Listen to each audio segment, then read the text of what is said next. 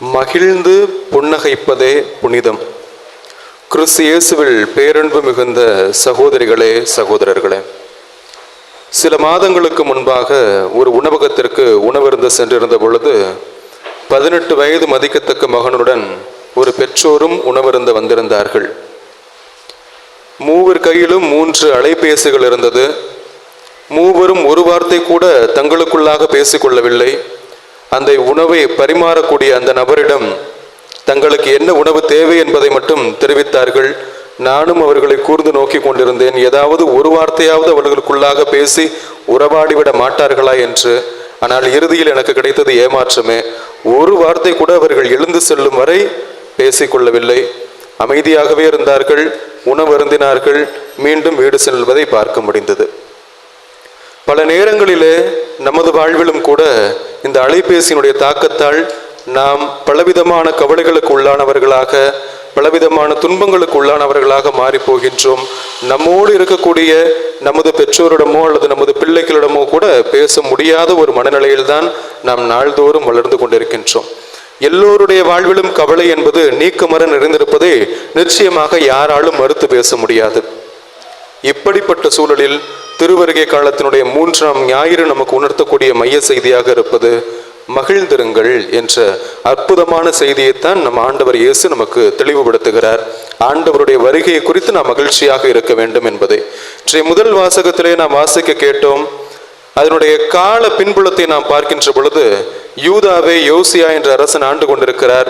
அந்த தருணத்திலே மக்கள் அறவாழ்வை அற்றவர்களாக, ஆன்மீக வாழ்வை அற்றவர்களாக, என்ன தவறு வேண்டுமெனாலும் செய்யலாம், அந்த மனநிலையில் தான் அந்த மக்கள் இருந்தார்கள். இப்படிப்பட்ட சூழலில் யாவே இறைவன் செப்பனியா என்ற இறைவாக்கினர் வாயிலாக ஒரு அற்புதமான செய்தியை வழங்குகிறார். அந்த செய்தி, நீங்கள் மனமாற்றம் அடைந்து வர வேண்டும், உங்களை எதிர்நோக்கி ஒருவர் வழிமேல் வெளிவைத்து காத்து கொண்டிருக்கிறார் என்ற செய்தியை அறிவிக்கிறார். உங்கள் வாழ்வில் ஏராளமான கஷ்டங்கள் இருக்கலாம், ஆனால் ஒன்றை மட்டும் நினைவில் கொள்ளுங்கள், ஆண்டவராம் கடவுள் உங்கள் நடுவில் இருக்கிறார். நீங்கள் மனம் மாறி வரும் பொழுது அவர் ஆடி பாடுவார் என்று அற்புதமான செய்தியை வழங்குகிறார். அன்பு மிகுந்தவர்களே, நமது வாழ்விலும் கூட நமக்கும் ஏராளமான துன்பங்கள், துயரங்கள், கஷ்டங்கள், கவலைகள் என அடுக்கிக் கொண்டே செல்லலாம். ஆனால் ஒன்றை மட்டும் நினைவில் வைத்துக் கொள்ளுங்கள், உங்களுக்காக ஒருவர் உங்கள் நடுவில் இருக்கிறார். நீங்கள் மனமாறி வரும் பொழுது அவர் உங்களை குறித்து ஆடி பாடுவார். எண்ணி பாருங்கள், இறைவன் ஆடி பாடுவாரா என்றால் ஆடி பாடுவார். நாம் மனமாற்றம் அடைந்து வரும் பொழுது நாம் மகிழ்ச்சியோடு இருக்க வேண்டும் என்பதற்காக அவர் ஆடி பாடுவார் என்ற அற்புதமான செய்தியை செப்பனியா இறைவாக்கினர் வாயிலாக இறைவன் நமக்கு தெளிவுபடுத்துகிறார். இன்றைய 2ஆம் வாசகம், பவுல் சிறையில் இருக்கின்ற பொழுது பிலிப்பியருக்கு எவ்வாறு மகிழ்ச்சியாக இருக்க முடியும் என்பதை தெளிவுபடுத்துகிறார். உங்கள் வாழ்வில் ஏராளமான கவலைகள் இருக்கிறது, ஆனால் நீங்கள் கவலைப்படும் பொழுது அந்த கவலைகளை எப்படி களிப்பாக மாற்ற முடியும் என்பதற்கான வழிமுறைகளை நான் சொல்கிறேன் என்று பவுல் பிலிப்பியருக்கு எழுதிய மடலிலே அற்புதமாக தெளிவுபடுத்துகிறார். நீங்கள் இறை வேண்டல் செய்யுங்கள். கஷ்டப்படுறீங்களா? ரொம்ப வாழ்க்கையில நிறைய துன்பங்கள் இருக்கா? கடவுள்கிட்ட இறை வேண்டல் செய்யுங்க. 2வது, உங்கள் மன்றாட்டுக்களை எல்லாம் அவரிடம் எடுத்து வையுங்கள்.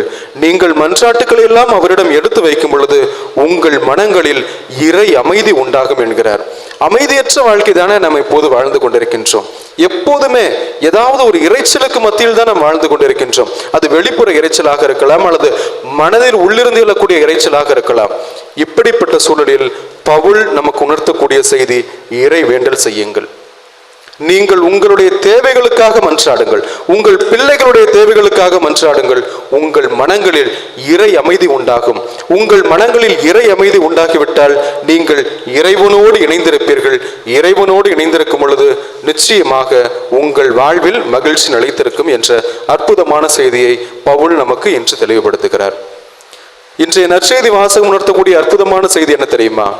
பல நேரங்களிலே நாம் எப்பொழுதுமே கவலையற்றவர்களாக, ஐ எம் சோ நார்மல், எனக்கு எந்த பிரச்சனையும் கிடையாது, எப்பொழுதும் நான் நிறைவாக இருக்கிறேன் என்ற மனநிலை இருக்கும். ஆனால் எபிரேயருக்கு எழுதப்பட்ட மடல் 4:12 வாசிக்கின்றோம், கடவுளுடைய வார்த்தை உயிர் உள்ளது, ஆற்றல் வாய்ந்தது, இரு பக்கமும் வெட்டக்கூடிய எல்லா வாளிலும் கூர்மையானது என்ற செய்தியை எபிரேயருக்கு எழுதப்பட்ட மடலிலே அந்த ஆசிரியர் தெளிவுபடுத்துகிறார். நற்செய்தி வாசகத்திலும் கூட திருமுழுக்கு யோவானை தேடி வந்த மனிதர்கள் நாங்கள் எல்லாருமே மிகவும் மகிழ்ச்சியாக இருக்கிறோம், எந்த பிரச்சனையும் கிடையாது என்ற மனநிலையில் தான் இருந்தார்கள். ஆனால் திருமுழுக்கு யோவான் பேச ஆரம்பித்த பொழுது, இறைவனுடைய வார்த்தையை அறிவிக்க ஆரம்பித்த பொழுது, அவர்கள் உள்ளங்களில் இருந்த குறைபாடுகள் எல்லாம் வெளிப்படுகிறது. அதனுடைய வெளிப்பாடாகத்தான் அவர்கள் ஒவ்வொருவராக திருமுழுக்கு யோவானை பார்த்து கேட்கிறார்கள், நாங்கள் என்ன செய்ய வேண்டும், நாங்கள் என்ன செய்ய வேண்டும் என்று ஒவ்வொருவருமே கேட்க ஆரம்பிக்கிறார்கள். நமது வாழ்விலும் கூட நாமும் இந்த இறைவார்த்தையை வாசிக்கும் போதும் சரி, இந்த இறைவார்த்தையை கேட்கும் போதும் சரி, நாங்கள் என்ன செய்ய வேண்டும் என்ற அந்த உள்ள குமுறல் உள்ளங்களில் ஒவ்வொரு நாளும் எழ வேண்டும். அவ்வாறாக ஒவ்வொருவரும் கேட்க ஆரம்பிக்கிறார்கள். அப்பொழுது திருமுழுக்கு யோவான் 3 முக்கியமான செய்திகளை தெளிவுபடுத்துகிறார். இறுதியாக அவரது வாழ்க்கை நமக்கு அற்புதமான 4வது செய்தியாக அமைகிறது. முதலாவதாக, பகிரும் மனப்பான்மை கொள்ளுங்கள், நீங்கள் மகிழ்ந்திருப்பீர்கள் என்கிறார். உங்களிடம் 2 ஆடைகள் இருக்கிறதா, ஒன்றை இல்லாதவரோடு பகிர்ந்து கொள்ளுங்கள். உங்களிடம் அதிகமாக உணவு இருக்கிறதா, உங்களுக்கு உண்டானதை உண்டுவிட்டு பிறரிடம் அதை பகிர்ந்து கொள்ளுங்கள் என்கிறார். இரண்டாவதாக, பிறர் மீது எப்போதும் எந்த நேரத்திலும் பொய் குற்றம் சுமத்தாதீர்கள். பல நேரங்களிலே பொய் பேசக்கூடிய மனிதர்கள் நாளுக்கு நாள் அதிகரித்துக் கொண்டே இருக்கிறார்கள். இப்படிப்பட்ட சூழலில் திருமுழுக்கு யோவான் குறிப்பிடுகிறார், நீங்கள் நேர்மையாளராக இருக்க வேண்டும் என்றால் பிறரை தீயவர்கள் என்று குறிப்பிடாதீர்கள் என்கிறார். மூன்றாவதாக, பிறருடைய பணத்தை பறிக்காதீர்கள். கிறிஸ்துவத்தினுடைய அடிப்படை சாரமாக இருப்பது உன் பணத்தை வட்டிக்க கூடாது என்பதுதான். அப்படிப்பட்ட சூழலில் இன்று நாம் வாழக்கூடிய சூழலிலே கந்து வட்டி, மீட்டர் வட்டி என்று ஏராளமான வட்டிகளை அடுக்கிக் கொண்டே போகிறார்கள். பிறருடைய பணத்தை அநியாயமாக பறிக்காதே என்பதுதான் திருமுழுக்கு யோவான் சொல்லக்கூடிய அற்புதமான செய்தியாக இருக்கிறது. இறுதியாக, இப்படியெல்லாம் பேசிக் கொண்டிருந்த பொழுது அந்த மக்களுடைய மனங்களில் ஒரு ஏக்கம் உருவாகிறது. ஒருவேளை இவர்தான் வரவிருக்கக்கூடிய மெஸ்ஸியாவாக இருப்பாரோ என்று அந்த மக்கள் ஏங்கி கொண்டிருந்த பொழுது அவர்கள் கேட்கிறார்கள், நீர்தான் மெஸ்ஸியாவா என்று. அப்பொழுது திருமுழுக்கு யோவான் தனது வாழ்க்கையின் வழியாக ஒரு செய்தியை தெளிவுபடுத்துகிறார். நான் மெஸ்ஸியா அல்ல, மாறாக அவரது வழியை ஆயத்தம் செய்தவர். இன்னும் ஒரு பங்கு அதிகமாக சென்று அவரது மிதியடி வாரை விழுக்க கூட நான் தகுதியற்றவன் என்று குறிப்பிடுகிறார். இன்று வாழக்கூடிய சூழலை எண்ணி பாருங்கள். பல நேரங்களிலே நாம் பிறரில் நம்மை அடையாளப்படுத்திக் கொள்கிறோம். போலி சான்றிதழ்கள் குறித்து வேலைக்கு செல்லக்கூடிய மனிதர்கள் இன்றும் இருக்கிறார்கள். இப்படிப்பட்ட சூழலில் உன்னில் இருக்கக்கூடிய தாண்மையை நீ உணர்ந்து கொள், உனக்கு உண்டான மதிப்பை நீ பெற்றுக்கொள், அதற்கான மாண்பின்படி உன் வாழ்வை அமைத்துக்கொள் என்பதுதான் திருமுழுக்கு யோவான் நமக்கு உணர்த்தக்கூடிய மற்றொரு அற்புதமான செய்தியாக இருக்கிறது.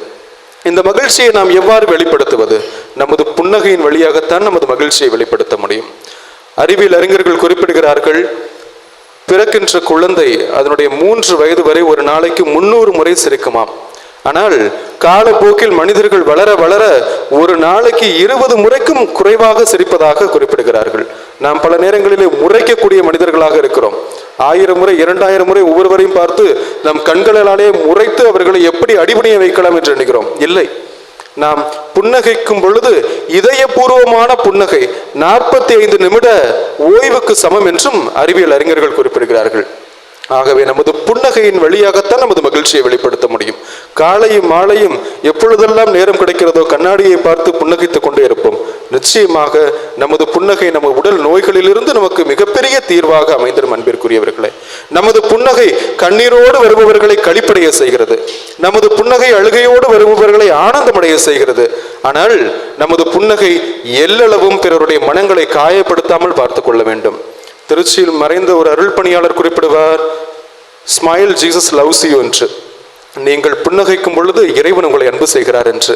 ஆகவே நமது புன்னகைதான் நமது கண்ணீர்களுக்கு வடிகாலாக அமைந்திருக்கிறது, நமது உள்ளங்களில் இருக்கக்கூடிய குமுறல்களுக்கு வடிகாலாக அமைந்திருக்கிறது. ஆகவே நமது புன்னகையின் வழியாக இறைவனை அன்பு செய்வோம். இறைவன் நமது மகிழ்ச்சியை தான் எதிர்பார்த்திருக்கிறார்.